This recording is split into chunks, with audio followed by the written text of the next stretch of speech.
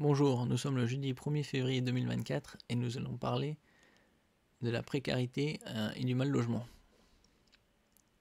La bombe sociale a explosé. 4,2 millions de personnes souffrent de mal logement, alerte la Fondation Abbé Pierre. Sans-abri, habitat indigne, accès au HLM. Dans son rapport 2023, la Fondation Abbé Pierre invite les pouvoirs publics à agir face à une aggravation alarmante de la crise du mal logement. Plus de 15 millions de personnes sont touchées, de près ou de loin, par la crise du mal logement, c'est-à-dire un peu moins d'une personne sur 4. La crise du mal logement est là.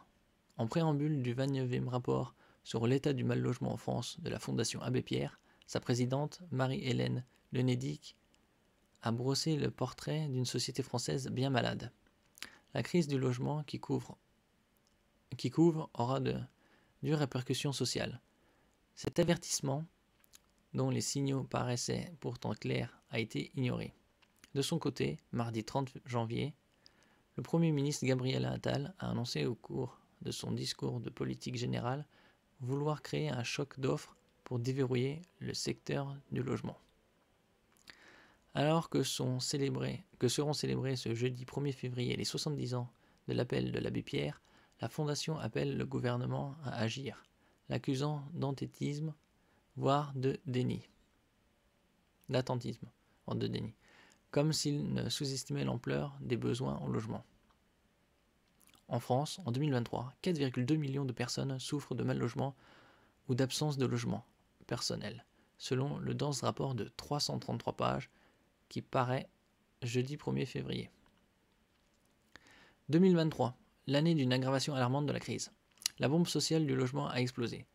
Alerte la Fondation Abbé Pierre, notant que l'année 2023 fut marquée d'une aggravation alarmante de la crise du logement qui était pourtant annoncée de toutes parts depuis 2 ans. En France, près de 15 millions de personnes sont touchées, de près ou de loin, par la crise du mal logement. Ce chiffre comprend les 4,2 millions de personnes mal logées et les plus de 10 millions de personnes fragilisées par rapport au logement. Efforts financiers excessifs, précarité énergétique, surpeuplement modéré. La plupart de ces chiffres montrent une dégradation de la situation, pointe le rapport. Parmi les personnes sans logement personnel, regroupant les SDF, sans domicile fixe, les personnes vivant dans des hôtels, dans des habitations de fortune ou chez des tiers. Les sans domicile sont 330 000 en 2023, soit 3 fois plus qu'en 2001 et 2 fois plus qu'en 2012.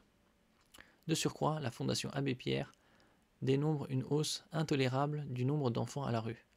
Chaque soir, en octobre 2023, on comptait plus de 2800 demandes non pourvues d'hébergement pour des enfants, contre 1700 en 2022 et 920 en 2020. C'est un nombre très élevé. Cette crise prévisible s'impose par son ampleur et la gravité de ses conséquences économiques et sociales, qui plongent les plus vulnérables dans une situation encore plus difficile qu'il y a 1 an, écrit la Fondation Abbé Pierre. Sont particulièrement concernés par cette crise les femmes, les enfants, les étudiants et les demandeurs de logement social. Malgré quelques annonces gouvernementales depuis l'automne 2023, le compte n'y est toujours pas, alors que ça nécessiterait que quelques milliards. Une fraction de ce que le gouvernement Macron a gaspillé ces dernières années. Plus de 600 milliards. Au moins 600 000 logements indignes en France. L'habitat indigne, un éternel retour, écrit la Fondation pour introduire son chapitre phare de cette édition 2023.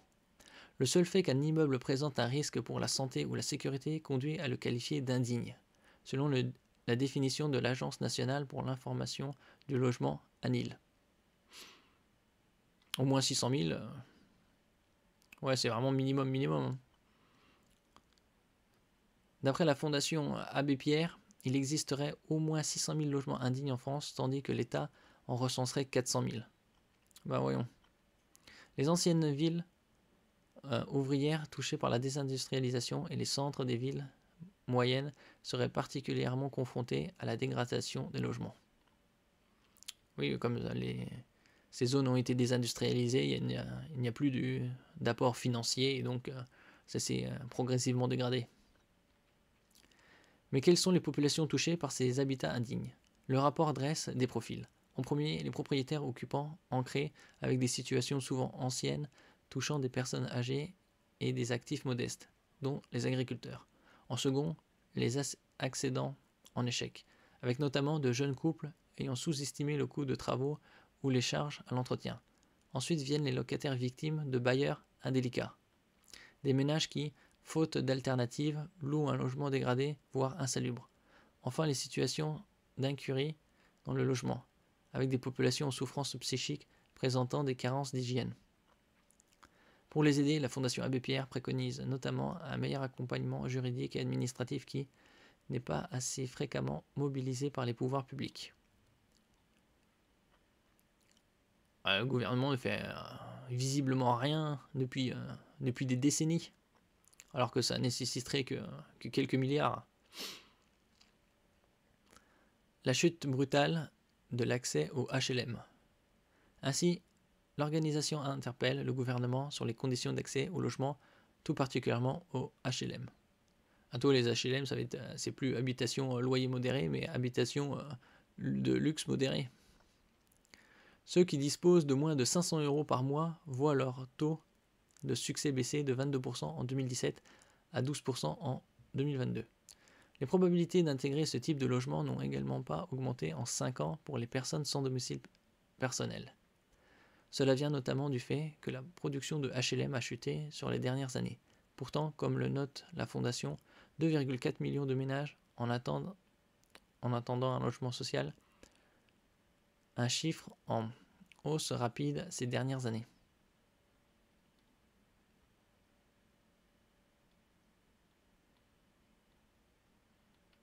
Face à ce constat, le Premier ministre a annoncé mardi 30 janvier un prêt de très long terme de 2 milliards d'euros pour accélérer la création de logements sociaux.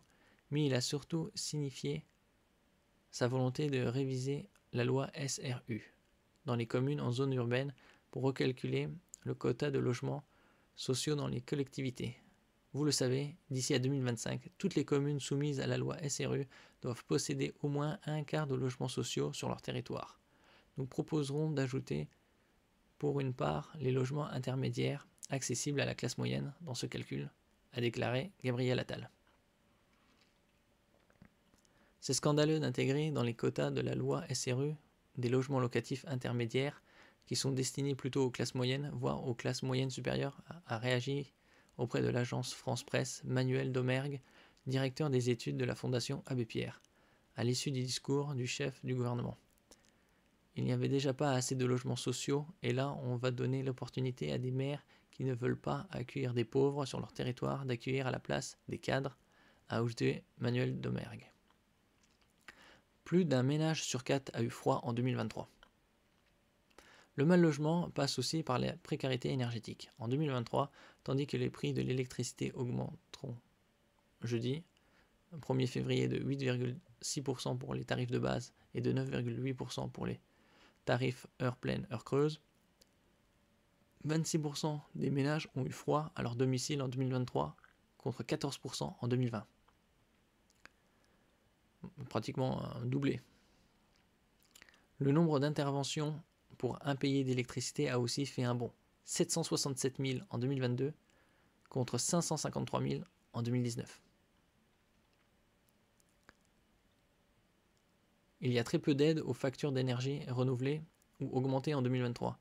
Il n'y a pas eu de chèque énergie exceptionnel, donc c'est un signal d'alerte. La précarité énergétique continue d'augmenter. C'est désolé, Maïder Olivier, chargé du plaidoyer à la Fondation Abbé Pierre, à BFM TV. La Fondation Abbé Pierre demandait avant même l'annonce de la hausse des tarifs de l'énergie un triplement du chèque énergie. Airbnb dans le viseur de la Fondation. L'actuelle crise du logement va de pair avec celle de l'immobilier. La Fondation Abbé Pierre s'attaque aux plateformes de location type Airbnb, les désignant comme parmi les responsables des crises du logement et de l'immobilier. Les locations touristiques de courte durée louées sur des plateformes comme Airbnb continuent de se développer en France, profitant de niches fiscales existantes, faisant grimper les prix et limitant l'offre locative de longue durée. Entre-temps, ce lundi 29 janvier, l'Assemblée nationale a adopté une proposition de loi en faveur de l'alourdissement de la fiscalité de la location touristique, notamment en s'attaquant aux niches fiscales. La crise de l'immobilier systémique et inédite touchant toutes les sphères du logement en même temps avec une force et une rapidité inouïes. Les raisons de la situation actuelle sont multiples selon la fondation. La construction au point mort, les acheteurs modestes ne parviennent plus à acheter, les banques prêtent moins, les locataires ne trouvent plus rien à louer à des prix abordables. Les logements sociaux sont saturés et la liste des demandeurs s'allonge. Face à cette crise nationale, Gabriel Attal a d'ores et déjà annoncé vouloir procéder à des réquisitions de logements vides, dont les bureaux. Surtout avec l'augmentation du télétravail. Ils peuvent réquisitionner des bureaux. L'objectif de cette mesure, 30 000 nouveaux logements d'ici 3 ans. 30 000 nouveaux logements, c'est vraiment très faible. Ça devrait être au moins 10, 20 ou 30 fois plus. En Île-de-France, les bureaux vacants représentent en superficie l'équivalent de 60 arches de la Défense vides autour de Paris. Selon Alexandre Labasse, directeur général de l'atelier parisien d'urbanisme. Cette proposition de loi sera examinée à l'Assemblée nationale à partir du mercredi 31 janvier. Mes amis, au secours. Pour endiguer ce phénomène de mal-logement, la Fondation Abbé Pierre formule au gouvernement une longue liste d'actions à mener, comme notamment la relance du financement du logement social, la revalorisation des APL, l'augmentation des minima sociaux ou encore la généralisation de l'encadrement des loyers. Alors, suite à l'inflation, c'est particulièrement ces 2-3 dernières années, le SMIC aurait déjà dû atteindre facilement 1700 € net pour relativement compenser cette inflation. Et en parlant du livret A, il aurait dû atteindre les 5%, au moins. 70 ans après l'appel de l'abbé Pierre, mes amis au secours, la Fondation Abbé Pierre attaque la politique du gouvernement qui creuse les inégalités et elle demande des mesures de redistribution. Pour réussir à faire reculer le mal-logement, qui reflète non seulement une pénurie de logements, mais aussi et surtout leur inégale répartition.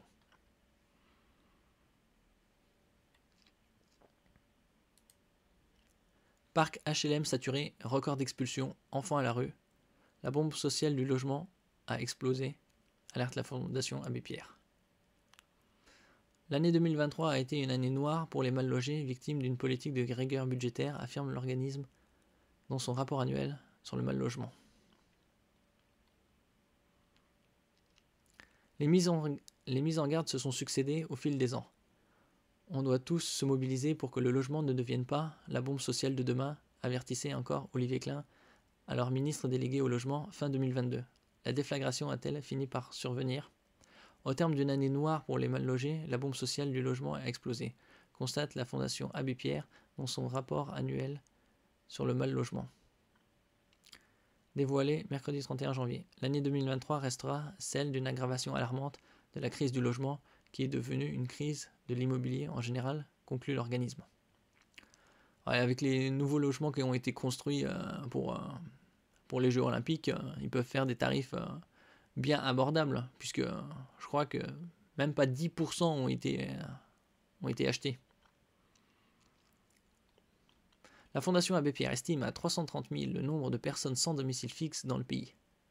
Une population qui a plus que doublé depuis 2012, c'est-à-dire en une dizaine d'années. Pour échapper à la rue, certaines vivent à l'hôtel ou dans des centres d'accueil, mais les places font de plus en plus défaut, malgré un niveau record de places d'hébergement. En novembre, près de 8000 personnes ont ainsi été refusées chaque soir par le 115, dont 2400 mineurs, soit une hausse de 40% sur un an selon le rapport. Cette pénurie de places d'hébergement s'explique en partie par la chute brutale de l'accès aux logements sociaux qui contraint les personnes émergées à rester dans les dispositifs d'urgence, observe la Fondation Abbé Pierre. Dans l'ensemble, les classes modestes et moyennes sont confrontées à une saturation du parc social, si bien que les taux de demande HLM satisfaites chaque année a baissé de 22% à 17% en 4 ans. Note le rapport. Les files d'attente s'allongent et le nombre de demandeurs a atteint un record de 2,6 millions de ménages en 2023. Plus de 4 millions mal logés, comme je l'ai lu précédemment. Le mal logement est un fléau qui gagne du terrain. En 2023, 4,2 millions de personnes étaient privées de logement personnel ou vivaient dans des conditions très difficiles du fait de l'absence de confort minimal, eau courante, chauffage ou d'un surpeuplement accentué. La thermodynamisation en route là. Dans son rapport, la Fondation attire l'attention sur la persistance du phénomène de l'habitat indigne, qui touche plus d'1 million de personnes en France. Des bâtiments en péril menacent de s'effondrer. Il y a quelques années, il y a eu des effondrements comme à Marseille ou à Lille, je crois. Des bâtiments en péril menacent de s'effondrer, des appartements insalubres sont rongés par l'humidité ou exposés au plomb. Bien souvent, la santé et la sécurité des occupants sont menacées, d'où le défi d'identifier ces habitants, qu'il s'agisse d'un petit propriétaire modeste qui laisse son bien se dégrader, d'un jeune couple primo-accédant dépassé par les factures ou d'un locataire victime d'un marchand de sommeil. Au-delà de ce noyau dur de 4,2 millions de mal logés, quelques 12 autres millions d'habitants se trouvent en situation de fragilité face à la crise du logement, selon l'organisme. La moitié d'entre eux sont appauvris par les niveaux de loyer insoutenables, tandis que d'autres vivent dans des logements trop petits ou ont froid chez eux l'hiver, faute de pouvoir se chauffer correctement. Tous les indicateurs de précarité énergétique sont au rouge en raison de la hausse des prix de l'énergie. Observe la Fondation qui note une augmentation des impayés en 2022 et l'absence de chèque énergie exceptionnel en 2023, contrairement à 2020, 2021 et 2022. La rigueur budgétaire engendre un déni de fraternité. Face aux alertes répétées de ces dernières années, qu'a fait l'État ? L'État a gaspillé de la thune, et en très grande quantité. Pas grand-chose, répond en substance la Fondation Abbé Pierre. En 2023, elle dit avoir vu se succéder 2 ministres sans feuille de route. Ils étaient là juste pour le poste, qui ont poursuivi une politique dont le fil directeur semble se résumer à la rigueur budgétaire. Toujours faire des coupes budgétaires, en ce qui concerne les mauvaises gestions, ils ne font rien. Ils restent, puis ils changent de ministre et rien ne change finalement. Elle dénonce une chute vertigineuse des dépenses de l'État et des collectivités au fil des ans, causée notamment par les coupes importantes sur les aides personnalisées au logement APL. Ah oui, c'était aux années 2020 ou... Bon, c'était relativement récemment où ils avaient baissé les appels de 5 € pour économiser 100 millions. Alors que le Darmanin avait été derrière une optimisation fiscale pour le PSG, leur faisant économiser des dizaines de millions. Tout ça, c'est du gros foutage de gueule.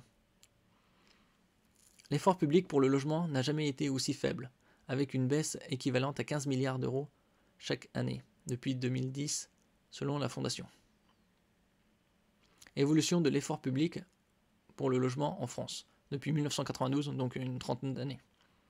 En pourcentage du PIB. Alors en 1992, il était de 1,8%, effort public pour le logement en pourcentage du PIB. Il était descendu en 1998 à 1,6%, il était légèrement remonté à 1,7%, puis redescendu en 2004 à 1,6%. Il a atteint son pic en 2010 à 2,2%, pour progressivement descendre jusqu'à 1,6% en 2019, légèrement remonter à 1,6% en 2020, en 1,7% en 2020 et revenir à 1,6% en 2022. L'exécutif est accusé de participer d'une forme d'abandon des publics les plus vulnérables. Face aux besoins pourtant prioritaires du logement social, le gouvernement mise sur le logement intermédiaire pour loger des classes moyennes. Jusqu'à quand, puisque la classe moyenne devient moins en moins classe moyenne et de plus en plus pauvre. Déplore l'organisme. La production de ces biens loués à des niveaux de loyer légèrement inférieurs au marché a doublé en 5 ans et le logement intermédiaire apparaît comme le grand gagnant des annonces de 2023, avec un nouveau doublement annoncé d'ici à 2 ans. À la veille du 70e anniversaire de l'appel du 1er février 1954, donc aujourd'hui c'est 70e anniversaire, de l'abbé Pierre pour les sans-abri. Et qu'est-ce qui a changé en 70 ans ? Ça s'est aggravé. C'est comme avec les Restos du Cœur dans les années 80 avec Coluche. De plus en plus de personnes font appel aux Restos du Cœur, et les Restos du Cœur même refusent maintenant des personnes puisqu'ils n'ont pas assez de place. La structure fondée par le célèbre prêtre dénonce un déni de fraternité en France.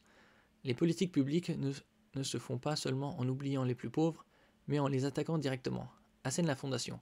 Elle cite en exemple le record historique d'expulsions locatives battu en 2022. Pour 2023, dans l'attente des chiffres, les remontées de terrain montrent un durcissement de cette politique, encouragée, selon elle, par l'adoption d'une loi anti-squat. Oui, justement, un déni de fraternité. Récemment, il y avait une allocution de Macron avec liberté, égalité, fraternité, et le mot fraternité était en police inférieur à liberté et égalité. Un message, sûrement.